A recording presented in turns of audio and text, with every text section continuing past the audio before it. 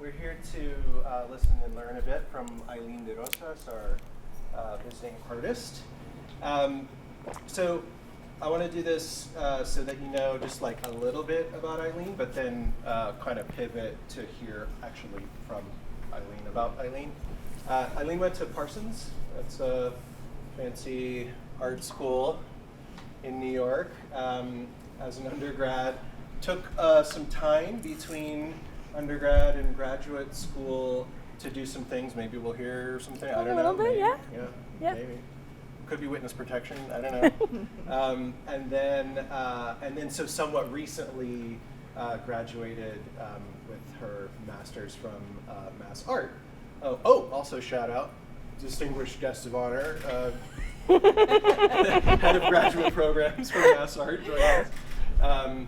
Are you accepting applications on the fly from undergrads? I will take them today. I will. So you know, if you're in my class from here to here, you know already what's going on, right? We established this partnership that allows us to commission new works from emerging and sort of emerging to middle career sort of artists to do public works on our campus. This makes it, this is a good relationship because it makes it such that we can bring new semi-permanent, like 2 to 4 year kind of artwork for the Wheaton campus. And it's also a really good professional opportunity for artists who may have an interesting practice in one thing, who may or may not have taken on like a challenge at scale or at a professional sort of public art level. So this is Eileen de Rosas, who's with our very first year with the partnership with MassArt. So we've been doing this a few years now, and MassArt is newly in the fold, and actually applications are open for MassArt current grad students and recent alumni from MassArt. So they'll be submitting proposals, and we'll look at them. I would actually, I'm announcing right now, I'm going to have you as a class help me and the rest of the committee look at these proposals so you see what they look like what goes into a professional, high quality public art proposal. So then they work within a budget and pull off a project. This project, standing right behind us, is my project. Is Eileen. So we're going to hear from Eileen. Welcome, Eileen. Thank you. Thank you, Kelly. Yes, have a seat. Stop rattling on. That's okay. Thank you. Hi, everybody. Nice to meet you all. That was a great introduction. Thank you, Kelly. I really appreciate it. My name is Eileen de Rosas, and I have all this stuff written. I'm going to leave it alone. So I had the honor of being the first person from MassArt to participate in this program. And I chose this spot in particular, and I'll tell you more about it later. But generous support from Kelly Goff and Rebecca Morrison from MassArt, who encouraged me to come to the site visit last year at this time. And I almost didn't come. True fact, she texted me as like, "Where are you?" And I was like, okay, I'll come. It was cold, not like today, and we walked around, and then afterward, Rebecca was like, "Hey, are you gonna apply? How serious are you?" And I was like, "Oh, I'm graduating. How serious am I?" And I decided that I was serious enough to do this, and I was lucky enough to get it. Playing on this screen is a short excerpt from my thesis body of work that I just completed at MassArt. It's, I walked everywhere for like a year and a half in like an 8-mile circumference around my house and took images after image after image and then collaged it until I had this kind of overwhelming body of work that was about my local environment. So coming here, I wanted to do the same kind of thing. You know, think about what is Wheaton like, what attracts me in this campus, and what can I do outside. Hold on. I think of this work as not fully completed because I feel like a person is never fully completed. And my art career path, you know, as Kelly was saying, is a little different than most people.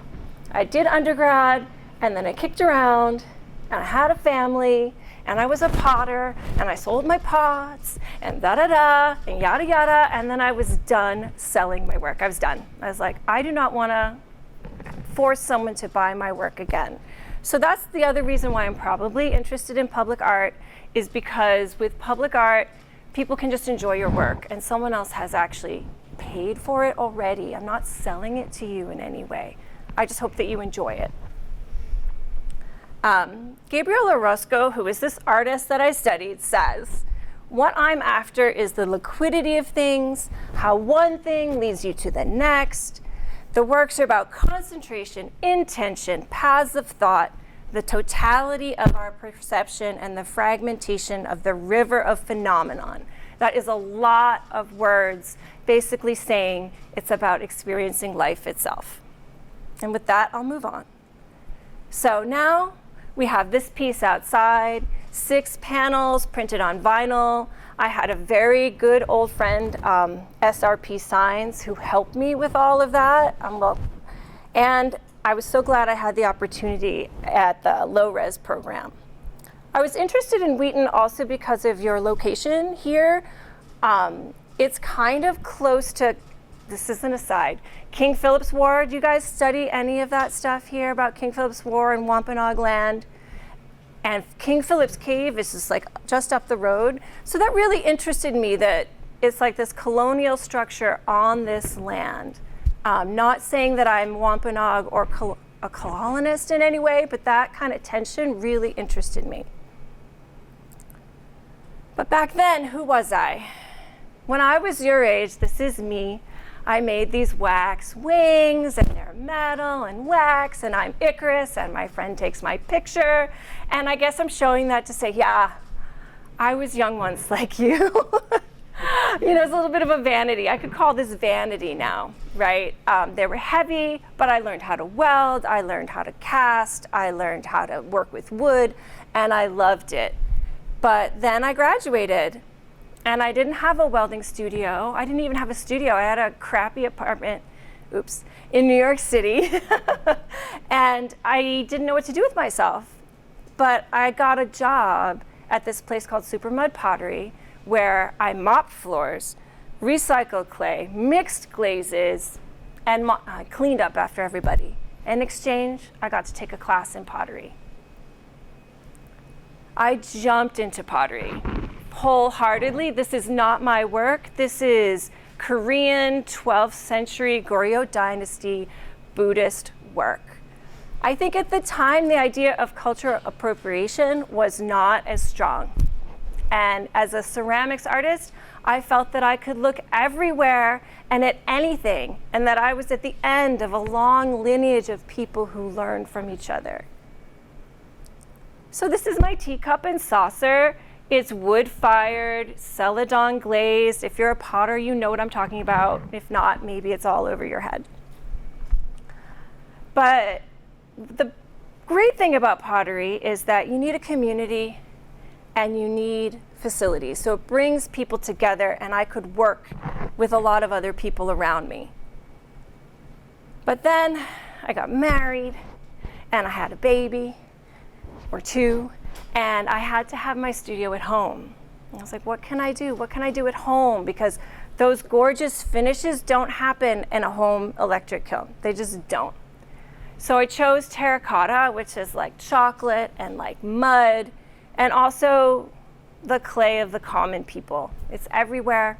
You can dig it up, you can use it, you can fire it, you can have something useful. And the colors remain really true and bright. Here I am exploring form in my basement. My husband's from Japan, so when my kids were younger, we went back and forth a lot.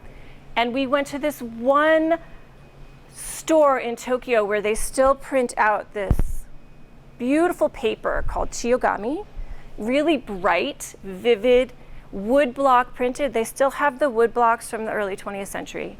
And I fell in love with the randomness, the bright colors, the joy, the kind of popular culture factor of all of this artwork. And I was also reading a lot of kids' books at this time. So I fell in love with H.A. Rey. True confession, we read this book backwards so that Curious George is free at the end rather than imprisoned by the man with the yellow hat. But what I loved about it was this black line. This gray line just was like boom, boom, boom, boom, gray line. That is the form. The white of the page gives you the highlight, and then he just does this loose black line. I spent a lot of time reading children's books, and this kind of illustration really, really appealed to me for what I made. This is called myolica. It's a low fire technique where you can paint on your work and it doesn't move in the firing at all and the color stays.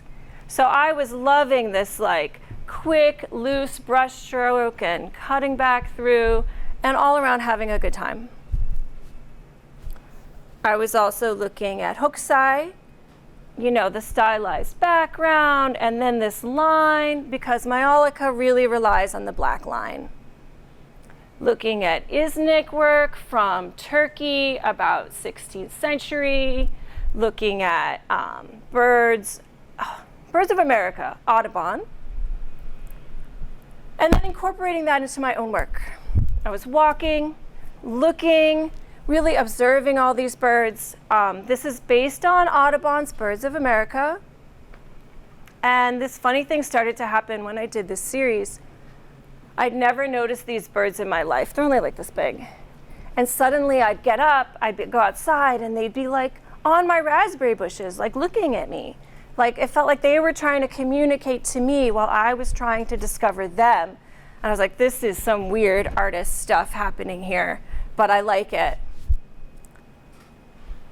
Animals, more animals. I started to get into the spirit of the animal, the crow, and then the bear, and thinking about local animals and just getting really involved with that. And like I said, I got sick of selling my stuff. So just a little while ago, wanting something more and ready for grad school after a long time. My kids are a little grown up now. Looking at Morandi, who's a 20th century watercolorist, negative space.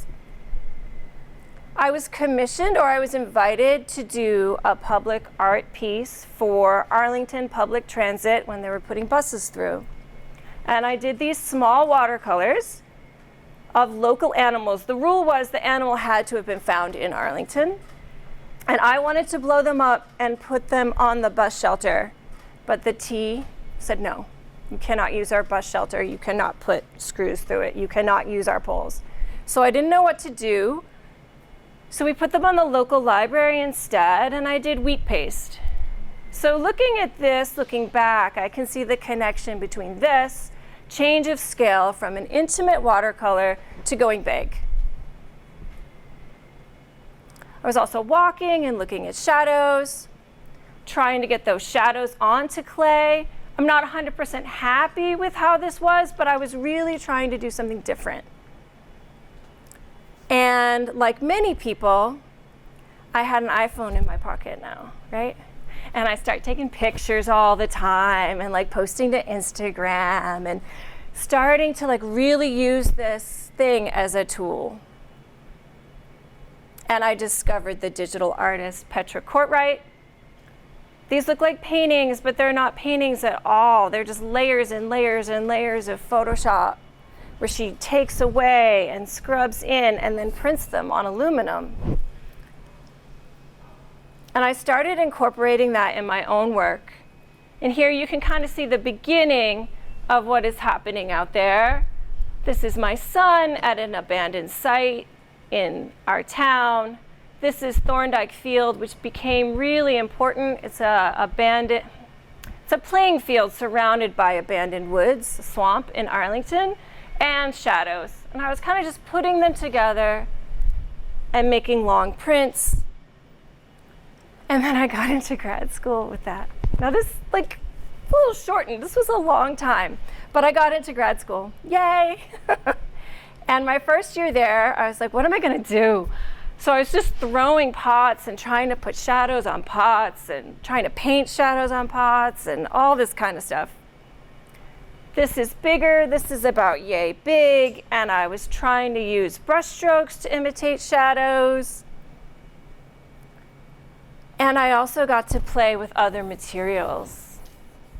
This is wood that I stripped. I resawed the wood so it was like bendy and screwed it onto these forms because I was thinking about a lot of things. One, I was biking to MassArt every day and seeing the clouds. Two, as a kid, I used to always think that angels were up here, right, when you walk home, and if I could get up there, I could hang out with them too and have a good time. I think I saw too many like biblical paintings going to church and stuff. And I wanted to bring it down and have it in your bodily space with you. Putting, projecting onto pots. I'm thinking about a lot of things. Projection, pots, digital stuff. I was all over the place my first year. More casting. This is paraffin wax, and it hangs from the ceiling, and it was a cast of a feather. Whew. This is Pipi Lottie Wrist. Do you guys know her? Does anyone know this artist? She's a, I guess you would call Swiss feminist artist who does immersive video and sculptural installations. And she became kind of like my holy grail of artistic life. I wanted to be her. I'm far from it, but I really wanted to be her. And Do Ho Sa, have you seen her? Yeah. So I saw this piece way back when I was pregnant with my first kid. And I had no idea who Do Ho Sa was or what this was about, but I was entranced. And I love the use of color and then the mundanity of what he did here. So it's a replica of his New York City apartment. It's just down to the light switch. But when you see it in person, it looks like a dream. It's above your head and what's happening up above, and it's all red and glowing. I loved it. These were like, this is my aspiration. And then, so the MassArt low-res program is divided into 3 summers, and then you spend 4 semesters at your job, probably, because most of us were teachers, and you work independently. So I started walking. I'm just walking. So all my artwork that I produced after this time was based on me walking everywhere. I had a dog. I walked about an 8-mile circumference around my home, twice a day, every day. And it was kind of bordered by swamps, waterways, bike paths, lots of industrially peripheral areas. Homeless people lived in one corner. Actually, along this brook, they live on the other side. There's lots of tents. But this looks really just plain old pretty. But it was intense for me walking through it. I also was waiting for hip surgery at this time, and I was in a lot of pain, even though you can't really see it in this video. But it influenced what I started to make. I looked at the artist Gabriel Orozco, especially this installation, where he collected all of the trash that he found in Isla Marina in Mexico and just put it out. Here, this is my artwork. I'm going to organize this. And a lot of critics didn't think that this was art. It was just like a museum show, like it was like a museum of natural history. But I loved the collection and the cataloging and just the plain old, this is what it is. And I got into birds. Don't worry, it connects back to walking. So I'd made those paraffin wax feathers that came down from the ceiling, but they were very generic. So I decided I had to study what was on every bird. This is every type of feather on a songbird. The house finch, which lived in Thorndike Field and was always like talking and chattering when I went by. And then one day it wasn't there. So I wanted to kind of memorialize it. I was like, is it gonna come back? And what was pretty funny was that, of course it came back. I worked myself into a frenzy thinking that this bird had died on its migration from eating neonicotinoids in the field and had dropped dead. Like, I really thought this. So I was doing this whole piece that was about memory and sadness and mourning, and it turns out that they're an invasive species, and they were there like the whole time. They're not in any danger at all. They do get like conjunctivitis, but that's about it. So they're pretty hardy. So that was pretty funny for me, like getting all serious and making this piece and then discovering that I didn't need to be that serious about it. This is it halfway done. It's still halfway done. I still haven't done the wings because it's gonna take me another 10 years to do that. But I hung them all, and it hangs from the ceiling, and they move when you walk past it. So in August 19, I'm walking as my side project.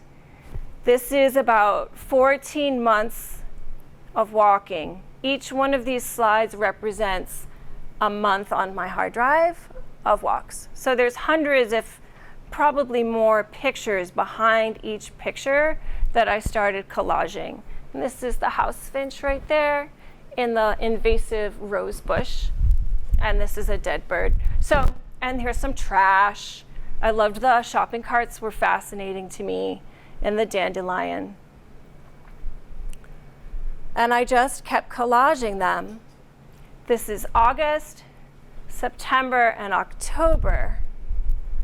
Whew, so I was cataloging, walking, seeing, really immersed every day. I kind of got in over my head to a certain extent that I couldn't turn it off.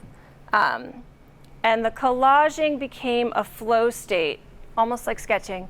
Let me put this on top of that in Photoshop, kind of distort it a little bit so it looks different, and use the most basic Photoshop filter until I like it and it's done.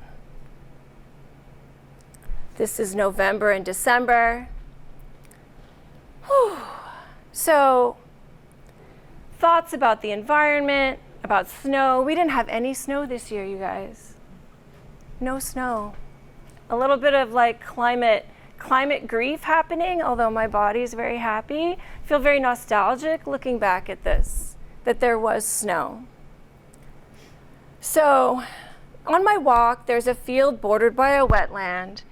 And like homeless people live in here, but there's coyotes, possums, weeds, invasive plants, trash. I think I said this already. I'm kind of going around in circles. But the fact that there's both was really important to me. That it's trashy, we've treated it terribly, but it's still really beautiful because it's our world.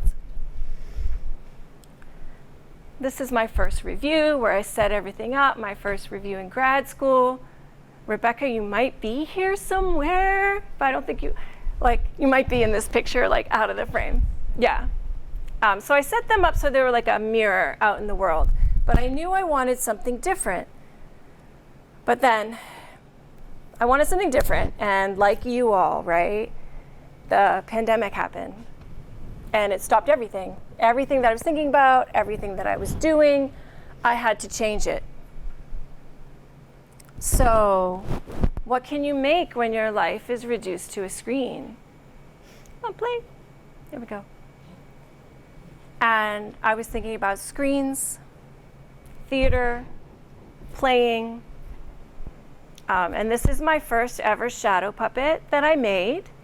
And it's based on the Cooper's hawk, which is another bird that lives in this area that I'm talking about. And I've been dive bombed. It thought I was a bird in a blizzard once, and it like went right for my head, but it didn't get me.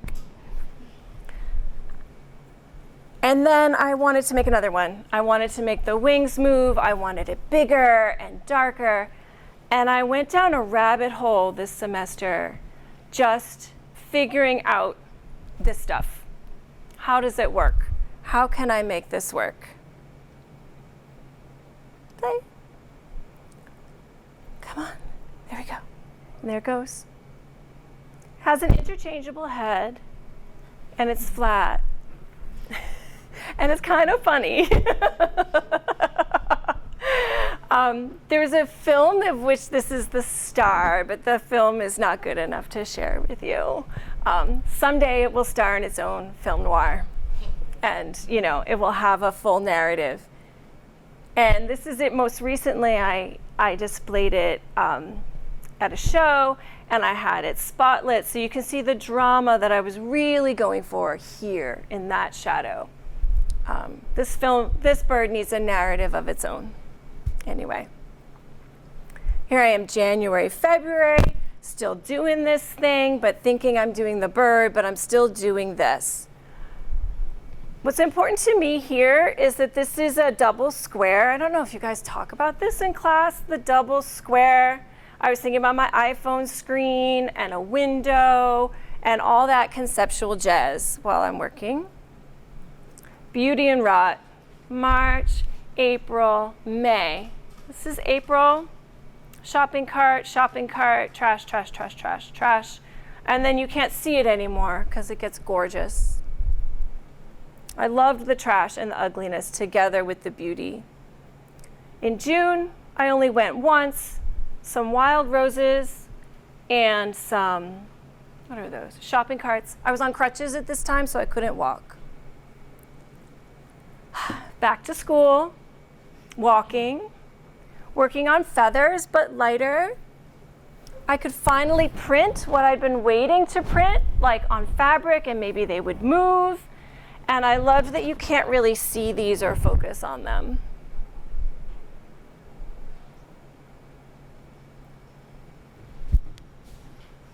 Still thinking about feathers?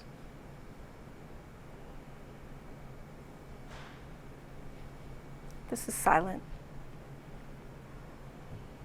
So the great thing about grad school was that I got to play in a lot of different media that I want to continue playing in, and one of them is stop motion animation. This one doesn't like to, oh, okay.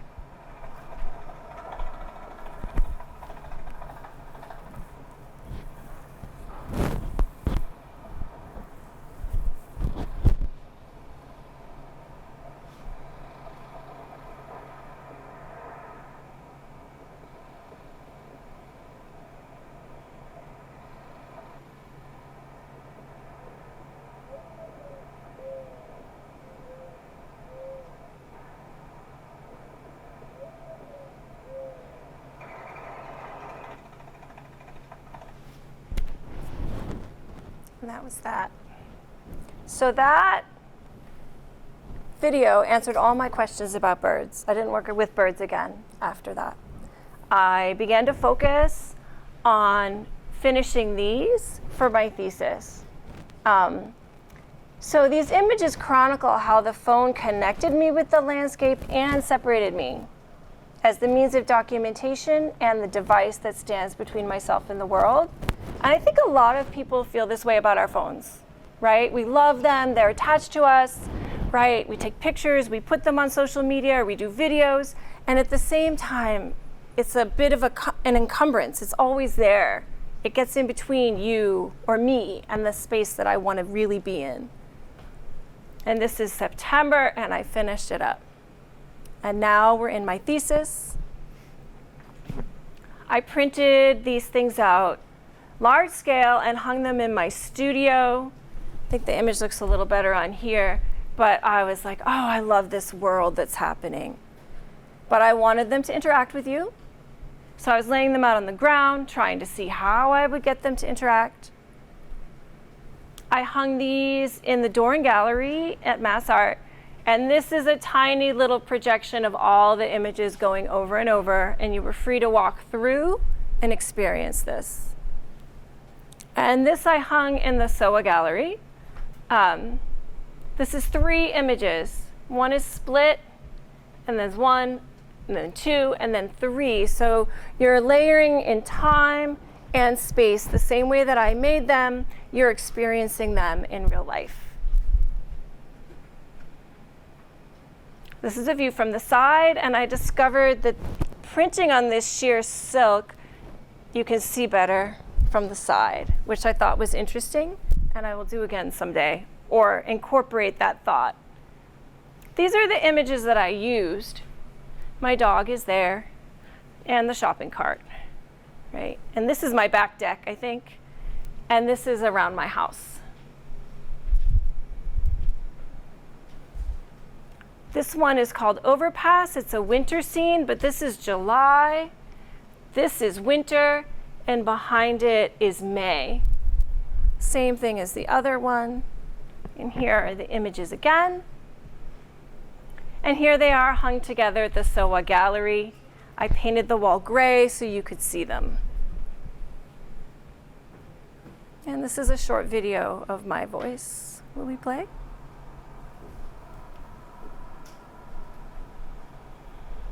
What do you see?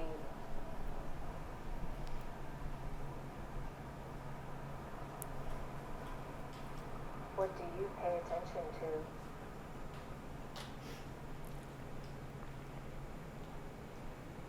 I can see pretty well close up.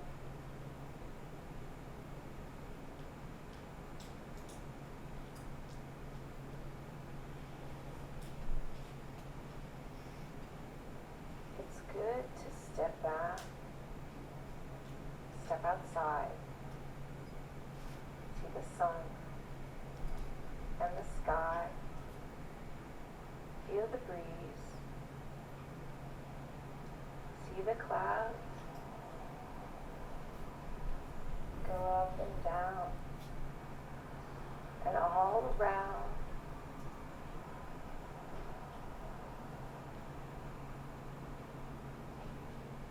Come back to earth and see a dandelion.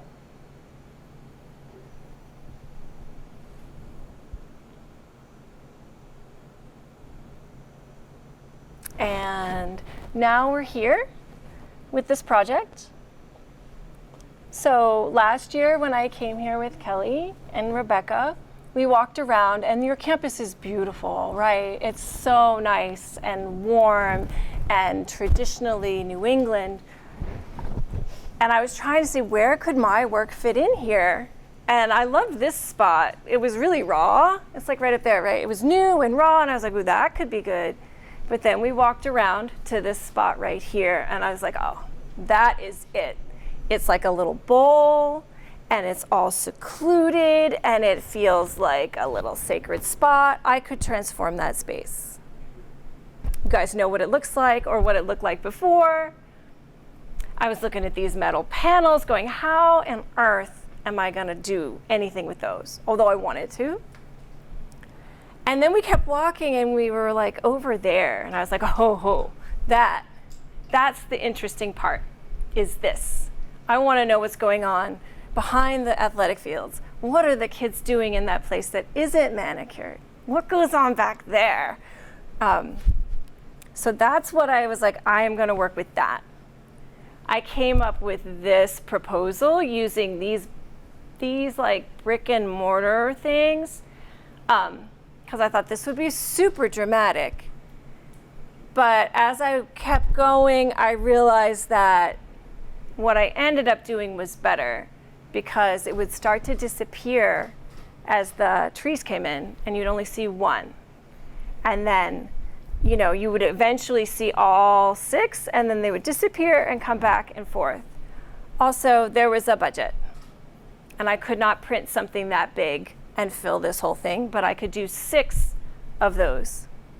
So I came to campus on one of the hottest days of the year, and I started like back there.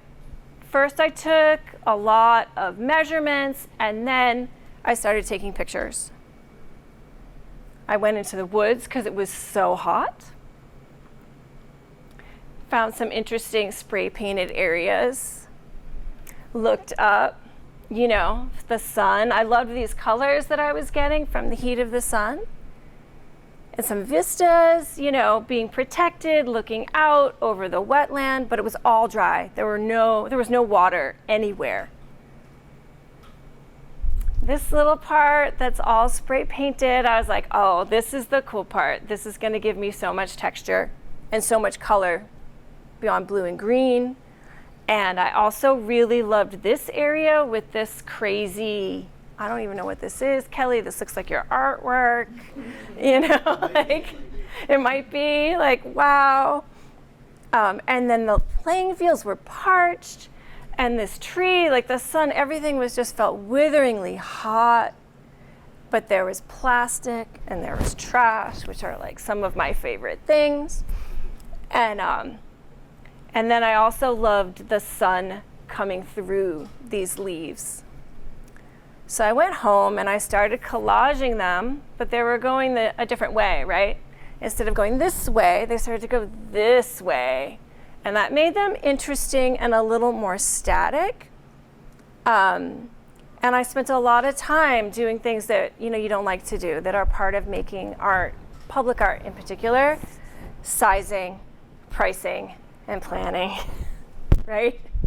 So aesthetically, I really enjoyed the panels, and I was thinking about bringing life into the courtyard when it's gray and snowy, which didn't happen. And then that they would start to, as everything came back to life, they would pull out color.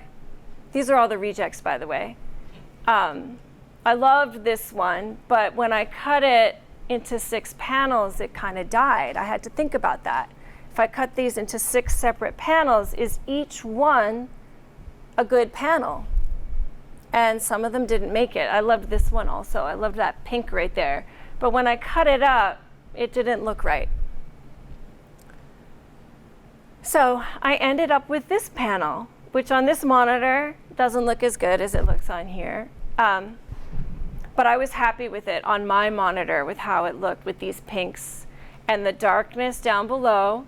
I had to think about that line, the bricks, and then there's the masonry, and it cuts the image right in half. So my image couldn't be cut in half, because then it would just look dead.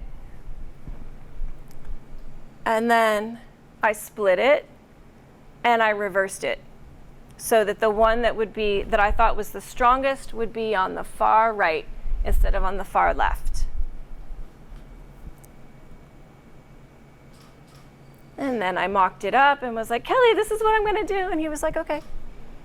And I had long talks with the printers. It was crazy. Actually, this is another image. See, it didn't work. This is one that didn't work. It was too, like this line cuts it right down the middle.